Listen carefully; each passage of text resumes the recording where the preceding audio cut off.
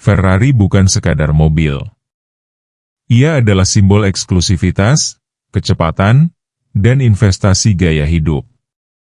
Dari lintasan balap hingga lantai bursa, Ferrari selalu identik dengan prestise dan performa. Hari ini, kita akan melihat bagaimana Ferrari, dengan tiker S, bukan hanya mencetak sejarah di jalanan, tetapi juga di pasar saham dunia. Ferrari adalah perusahaan otomotif yang berdiri di kelas tersendiri. Berbeda dengan produsen mobil massal, Ferrari menempatkan dirinya sebagai luxury brand, menjual eksklusivitas, prestis, dan pengalaman, bukan sekadar kendaraan. Dengan strategi produksi terbatas dan personalisasi tinggi, Ferrari mampu menjaga margin keuntungan premium sekaligus mempertahankan daya tarik global. Dari Maranello, Italia, Ferrari terus menggabungkan warisan balap legendaris dengan inovasi teknologi, menjadikannya salah satu perusahaan otomotif paling bernilai di dunia. Ferrari memiliki 3 sumber pendapatan utama. Penjualan mobil sport mewah atau luxury sports cars. Inilah jantung bisnis Ferrari. Namun berbeda dengan produsen mobil biasa, Ferrari tidak mengejar volume penjualan besar.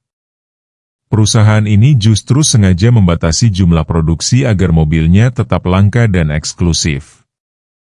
Setiap tahun Ferrari hanya memproduksi sekitar belasan ribu mobil saja untuk seluruh dunia. Strategi ini membuat setiap unit Ferrari memiliki nilai prestige yang sangat tinggi. Bahkan untuk beberapa model tertentu, calon pembeli harus masuk waiting list dan tidak semua orang bisa langsung membelinya. Karena eksklusivitas inilah Ferrari bisa menjual mobilnya dengan harga sangat tinggi dan tetap memiliki permintaan yang kuat dari para kolektor dan ultra high net worth individuals di seluruh dunia. Ketika seseorang membeli Ferrari, sebenarnya mereka tidak hanya membeli mobil standar dari pabrik. Banyak pelanggan Ferrari justru ingin mobil mereka benar-benar unik dan berbeda dari yang lain. Karena itu Ferrari menyediakan berbagai pilihan personalisasi yang sangat luas. Mulai dari warna cat khusus, material interior premium seperti kulit dan karbon fiber, hingga detail kecil seperti jahitan kursi, emblem, atau desain velg yang dibuat sesuai selera pemiliknya. Menariknya, biaya tambahan untuk personalisasi ini bisa sangat besar. Dalam banyak kasus, pelanggan Ferrari bisa menambah puluhan ribu hingga lebih dari $100.000 hanya untuk opsi personalisasi. Bagi Ferrari, ini adalah bisnis yang sangat menguntungkan. Karena biaya produksinya tidak sebesar harga yang dibayarkan pelanggan, sehingga margin dari personalisasi biasanya jauh lebih tinggi dibanding penjualan mobil standar.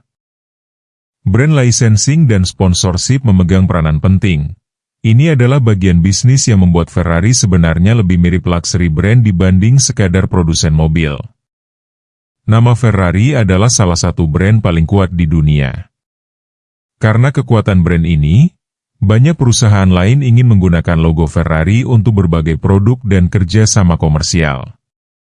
Misalnya untuk merchandise, seperti pakaian, jam tangan, aksesoris, hingga berbagai produk lifestyle yang menggunakan logo kuda jingkrak Ferrari. Perusahaan-perusahaan tersebut membayar lisensi kepada Ferrari untuk menggunakan brand mereka. Selain itu, Ferrari juga mendapatkan pendapatan besar dari sponsorship di dunia balap, terutama melalui tim Formula One mereka yaitu Scuderia Ferrari yang berlaga di kompetisi balap paling prestisius di dunia, yaitu Formula One. Sponsor besar dari berbagai perusahaan global rela membayar mahal untuk menempelkan logo mereka di mobil dan tim Ferrari, karena eksposur global yang sangat besar. Menariknya, bisnis licensing dan sponsorship ini memiliki margin yang sangat tinggi, karena Ferrari tidak perlu memproduksi mobil tambahan untuk mendapatkan pendapatan tersebut. Inilah yang membuat model bisnis Ferrari sangat unik di industri otomotif. Sekarang kita akan melihat sebagian kecil dari rasio keuangan Ferrari. Pada tahun fiskal 2025, Ferrari mencatat gross margin sebesar 51,68%, naik dari 50,13% di tahun 2024. Artinya, Dari setiap 1 euro penjualan, lebih dari setengahnya menjadi laba kotor setelah biaya produksi. Ini menunjukkan kekuatan pricing power Ferrari sebagai brand mewah. Mereka bisa menjual lebih mahal tanpa kehilangan permintaan. Return on invested capital pada tahun fiskal 2025 berada di 23,59%, sedikit turun dari 24,61% di tahun sebelumnya. Angka ini tetap luar biasa tinggi, menandakan Ferrari mampu menghasilkan laba besar dari modal yang ditanamkan. Bagi investor, ROIC di atas 20% adalah sinyal efisiensi dan profitabilitas yang jarang dimiliki perusahaan otomotif. Free cash flow margin pada tahun fiskal 2025 mencapai 20,84%, naik dari 19,76% di 2024. Ini berarti Ferrari berhasil mengubah hampir 1/5 pendapatan menjadi arus kas bebas, yang bisa digunakan untuk buyback saham, investasi produk baru, atau membayar dividen. Margin kas bebas setinggi ini memperkuat posisi Ferrari sebagai perusahaan dengan likuiditas kuat. Interest coverage ratio turun dari 13 kali di tahun fiskal 2024 menjadi 10 kali di 2025. Meski menurun, angka ini tetap menunjukkan Ferrari mampu membayar bunga utangnya 10 kali lipat dari laba operasional. Dengan kata lain, risiko finansial Ferrari masih sangat rendah, dan struktur utangnya tetap sehat. Ferrari sedang melakukan riset besar menjelang musim Formula 1 2026 dengan bergabungnya Lewis Hamilton. Perubahan ini tidak hanya mencakup pergantian race engineer, tetapi juga desain mobil terbaru, SF26, yang diharapkan membawa Ferrari kembali ke puncak kompetisi. Keberhasilan di Formula 1 memiliki dampak langsung terhadap citra Ferrari sebagai brand global. Setiap kemenangan di lintasan balap memperkuat eksposur internasional, menumbuhkan loyalitas konsumen, dan pada akhirnya menarik minat investor baru.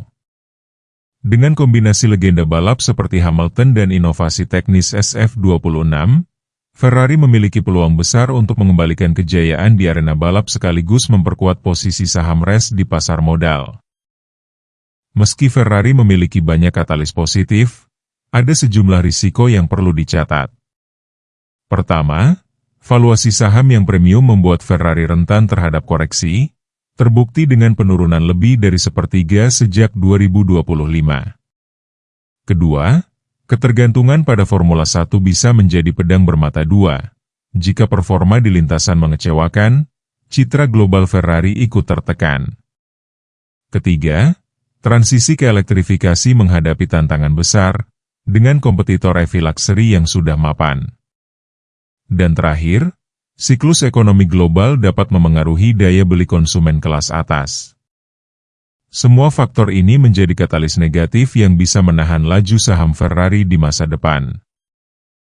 Sekarang kita melihat valuasi saham Ferrari, di mana fair value-nya berada di kisaran $396,83. Harga saham Ferrari saat ini diperdagangkan di bawah fair value-nya yakni di kisaran $396,83. Bahkan harga saat ini mendekati level terendah selama 52 minggu. Namun karena volume perdagangannya kecil untuk mendukung kenaikan maka waspadai potensi koreksi lanjutan. Jika harga mendekati harga konservatif atau di bawahnya, waspadai technical rebound. Kalau Anda ada saran tentang saham apa yang akan dibahas, tulis di kolom komentar, jangan lupa like dan subscribe. Terima kasih sudah menonton.